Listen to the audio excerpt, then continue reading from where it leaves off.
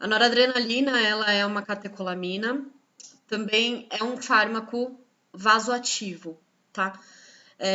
Ele otimiza o débito cardíaco, ele traz tônus vascular, é, e ele reestabelece a circulação sistêmica e pulmonar, a fim de oferecer um melhor aporte sanguíneo a esses órgãos afetados, ok? Bom, então as catecolaminas, elas são substâncias, né? São neurotransmissores que são essenciais à resposta adrenérgica do nosso corpo.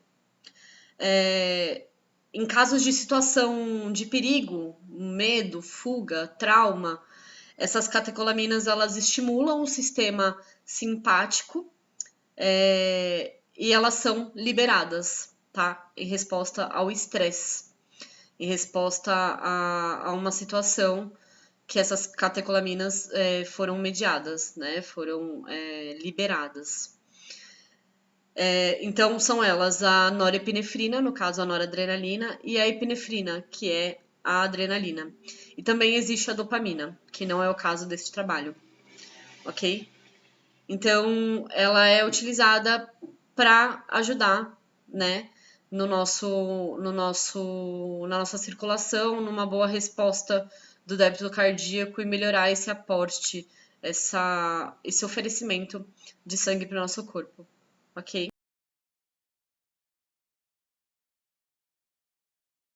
Um pouquinho da fisiologia das catecolaminas. A substância básica delas é a beta-feniletilamina e ela vai se originar através da tirosina, que vai sintetizar de forma endógena a dopamina, adrenalina e noradrenalina. A ação dessas catecolaminas são determinadas pela ligação de três classes principais de receptores: alfa, beta e dopa, que vão ser sensibilizadas a esses receptores através dessas catecolaminas. A adrenalina e a noradrenalina são as principais catecolaminas envolvidas na regulação da resposta ao estresse, que vão desenvolver efeitos cardiovasculares, metabólicos ou outros no processo fisiológico. A noradrenalina é a principal catecolamina liberada pelos neurônios pós-ganglionares do sistema simpático. E como que vai iniciar a síntese dessas catecolaminas? Lá no citoplasma dos nervos simpáticos ou de células cromafins. E como eu havia dito, a partir da tirosina. Essa tirosina vai sofrer a ação da tirosina hidroxilase, que vai se transformar em dopa. Essa dopa, pela ação da dopa descarboxilase, vai se transformar em dopamina, que vai ser hidroxilada e vai se transformar em noradrenalina, que posteriormente vai sofrer a ação de uma substância e vai se transformar em adrenalina. A liberação dessas catecolaminas nas terminações nervosas vai ocorrer pela ação da acetilcolina, que vai ser estimulada pelas células cromafins a irem lá nos receptores nicotínicos e muscarínicos, aumentando a concentração intracelular do cálcio, que vai promover uma fusão das membranas. E aí vai acontecer o processo para que tenha a exocitose das catecolaminas. A reserva de catecolaminas são repostas por síntese e por transporte ativo através do transportador do sódio, que vai remover a maioria dessas catecolaminas previamente liberadas. E vai ser captado pelo transporte extraneuronial ou vai sofrer difusão pela circulação. E, de forma geral, a adrenalina tem maior afinidade pelos receptores beta e a noradrenalina pelos receptores alfa-adrenérgicos, mas também tem afinidade por beta 1, um pouco por beta 2 e por beta 3. A ação desses receptores alfa vai ser o quê? Vasoconstrição e aumentar a pressão arterial. Já do beta vai aumentar a contratilidade cardíaca e a frequência cardíaca. Isso é um pouquinho da fisiologia dessas catecolaminas.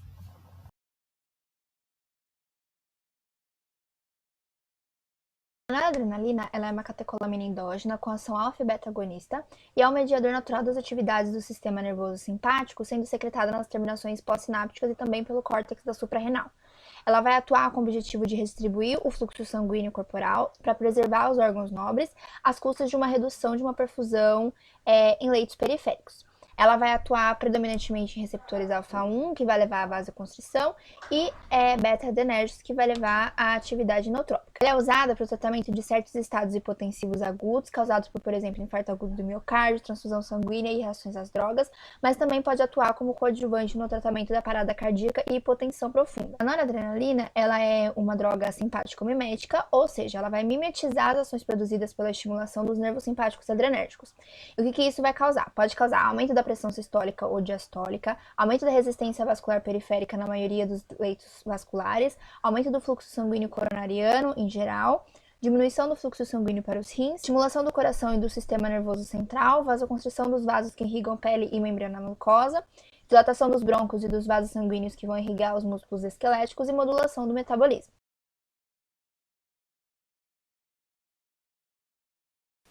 Eu vou falar um pouquinho sobre a farmacodinâmica e o mecanismo de ação da noradrenalina. Ela possui atividade tanto nos receptores alfa-adrenérgicos, como também no beta-adrenérgico tipo 1, e ela tem pouca afinidade com o receptor beta tipo 2. Ela vai causar uma vasoconstrição generalizada, então a resistência periférica vai aumentar. E, consequentemente, a pressão sistólica e diastólica também aumentam. Ela vai ter um aumento também do volume sistólico e uma diminuição reflexa da frequência cardíaca. Ela é um potente vasoconstritor, então ela deve ser utilizada com prudência. Na farmacocinética, a melhor via de absorção é a via intravenosa. Ela é escassamente absorvida via subcutânea e, se for administrada via oral, ela vai ser destruída no trato gastrointestinal. A meia-vida biológica dela é em cerca de 1 a 2 minutos.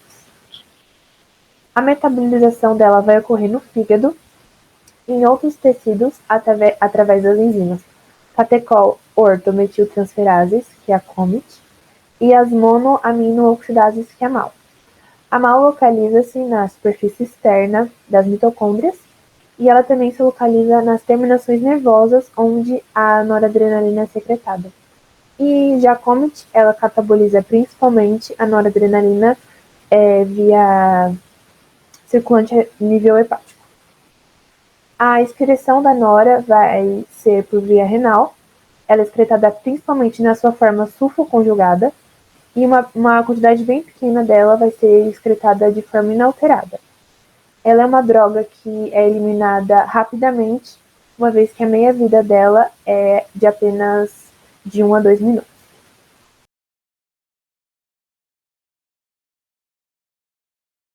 Vou falar um pouquinho sobre as principais indicações da noradrenalina. Como a Keila falou lá no mecanismo de ação, a noradrenalina ela tem uma importante ação vasoconstritora de vasos periféricos. E aqui eu separei 3 casos que ocorrem na UTI e que a noradrenalina é uma droga de primeira escolha.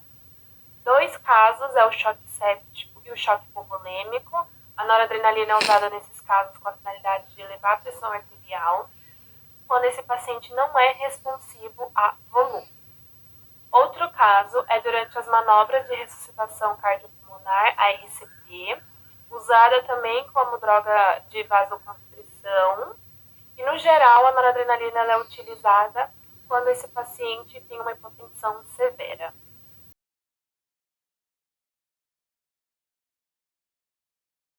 Agora eu vou falar um pouquinho sobre a interação medicamentosa.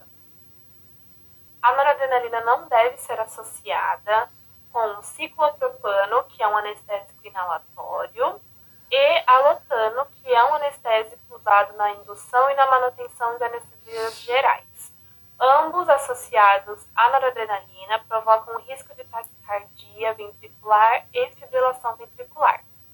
Outro grupo importante é os inibidores da monoaminoxidase, como por exemplo a iproniazida, ou antidepressivos tricíclicos, como por exemplo a nortriptilina, porque eles ambos provocam uma grave e prolongada hipertensão. Nesse próximo slide, eu vou falar rapidinho sobre o eletro nos casos de associação de anestésicos, no caso o ciclopropano e o alotano, com a noradrenalina. Ambos, eles provocam uma sensibilidade na musculatura do coração, na musculatura cardíaca, que apresentam essa taquicardia ventricular, fibrilação ventricular, ou até mesmo outras arritmias por conta da irritabilidade da musculatura cardíaca.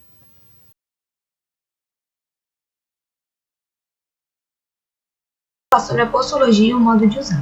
Então, se é indicado que o preparo deve ser imediatamente antes do uso, a sua diluição deve conter uma solução que contém glicose, ela deve ser administrada em veia de alto calibre e sempre endovenosa, a sua solução ela é límpida e incolor, então qualquer forma disso deve ser descartada e ela deve evitar o contato com sais de ferro, alcalis e outros agentes oxidantes. O diluente, então ela deve ser diluída numa solução de digestão de glicose a 5%, onde essa glicose ela vai ser para proteção de uma perda devido à oxidação. Não é indicado que a sua administração seja feita somente em uma solução salina. As próximas doses que eu vou falar, ela é utilizada para o tratamento de restabelecimento de pressão sanguínea no estado de hipotensão agudo e no tratamento adjuvante de uma parada cardíaca. A dose média, então não se deve adicionar 4 ml, que são 8 mg de noradrenalina, em uma solução de 1000 ml, que contém 5% de glicose. A cada ml dessa diluição vai ter 8 microgramas de noradrenalina. Então, essa solução diluída em 5% de glicose, ela vai estar estável até 24 horas em temperatura ambiente, tendo uma pequena perda da sua atividade, desde que ela seja protegida de luz e do calor. Então, ela deve estar num equipo de âmbar envolvida num papel alumínio. A dose alta, então ela vai correr uma grande variação dessa dose para atingir e manter uma pressão adequada do sangue. As doses vai depender da resposta do paciente e para dessas doses muito grandes ou enormes, que será de 68 mg de noradrenalina ou 17 ampolas, para o paciente que se mantém hipotenso, mas deve suspeitar que ele está tendo a perca do volume sanguíneo oculto. A duração da terapia. Então, a infusão deve ser contínua até que a pressão sanguínea e a perfusão tissular ela esteja no parâmetro normal e ele consiga se manter sem a terapia. E essa infusão ela deve ser retirada graduativamente, não retirando abruptamente.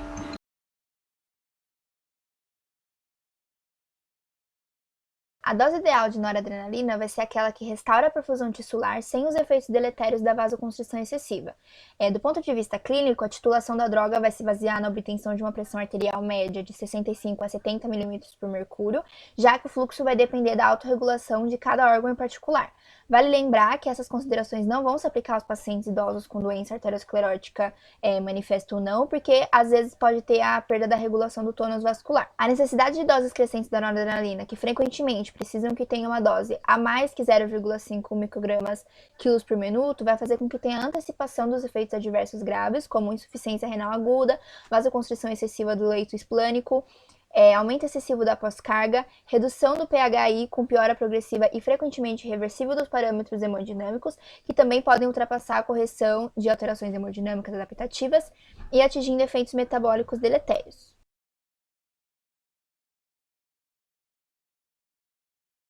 Eu vou falar um pouco sobre as reações adversas da noradrenalina, que ela pode ser dividida em sistemas, mas num todo, no corpo. Ela pode causar lesões isquêmicas devido à sua ação vasoconstritora, que vai fazer com que o oxigênio tenha dificuldade de chegar nos órgãos, enfim.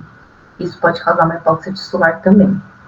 No sistema cardiovascular, ela pode causar uma bradicardia devido à tentativa ao resultado reflexo de uma hipertensão e de arritmias.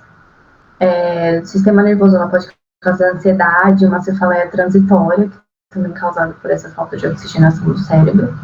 No sistema respiratório, ela vai ter dificuldade respiratória, exatamente pelo mesmo motivo. Perianexos, o que pode acontecer é se houver extravasamento da medicação. Então, ela pode causar uma necrose e tanto no paciente, né? Aqui, fotos de como que pode ficar esse local. Outras duas reações também que a pessoa pode ter é a depressão do volume plasmático. Isso pode ser causado por qualquer vasosupressor. E também, quando isso acontece, deve ser corrigido imediatamente e ter uma reposição de líquidos e eletrólitos. porque isso pode causar muitos problemas para o paciente.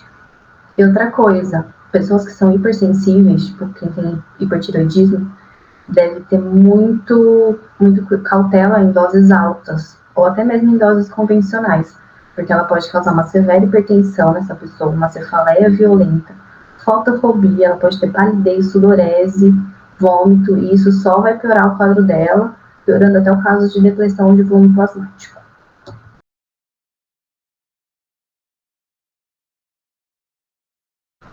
Em relação à contraindicação, quem que não é indicado a tomar essa medicação, né? Pacientes que têm hipersensibilidade a qualquer componente da fórmula, pacientes que forem hipotenso, mas por um déficit no volume sanguíneo. Então, o paciente tem um problema cardíaco, ele não consegue bombear sangue, não consegue fazer volume nos seus vasos. Então, não adianta você querer dar noradrenalina para ele, sendo que ele não tem volume. Isso exceto em emergências, né?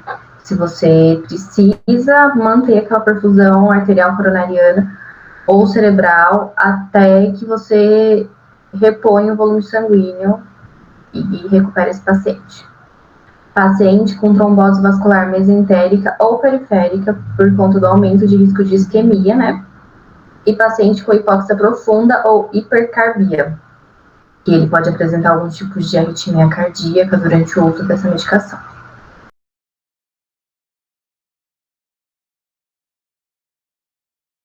Quanto aos cuidados de enfermagem com a norepinefrina, é importante infundir sempre em catéter intravenoso de diâmetro calibroso, preferencialmente central, e se tiver que ser um periférico, tem que ficar atento à presença de sinais inflamatórios no local da inserção do catéter. Também é importante avaliar a permeabilidade do catéter intravenoso a cada 3 horas, checando o fluxo da solução infundida. E deve-se ter cuidado, porque como ela tem ação vasoconstritora, pode causar uma isquemia ou uma necrose local. Também é importante infundir somente em bomba de infusão e realizar o controle rigoroso da vazão, realizar a monitorização contínua da frequência cardíaca e da saturação de oxigênio, controlar frequentemente a perfusão periférica e a coloração e temperatura da pele, ficar atento ao aparecimento de arritmias como taquicardia ventricular, fibrilação ventricular e atrial e avaliar a repercussão hemodinâmica. Verificar a pressão arterial a cada 15 minutos durante o ajuste de dose e a cada 30 minutos durante a manutenção dessa dose, porque além das arritmias, a norepinefrina também pode causar uma hipertensão se tiver uma superdosagem. Proteger de luz, então utilizar frasco de solução envolto com capa protetora para soluções fotossensíveis e o equipo próprio para soluções parenterais fotossensíveis. Preparar as soluções imediatamente antes do término e realizar a troca de forma rápida. Ficar atento à incompatibilidade do bicarbonato de sódio ou outras soluções alcalinas, como por exemplo a aminofilina e a fenitoína. E eu coloquei aqui um adendo que, caso prescrito algum desses medicamentos, deve ser feita a infusão em outro lúmen do catéter central multilumen ou em um outro catéter intravenoso.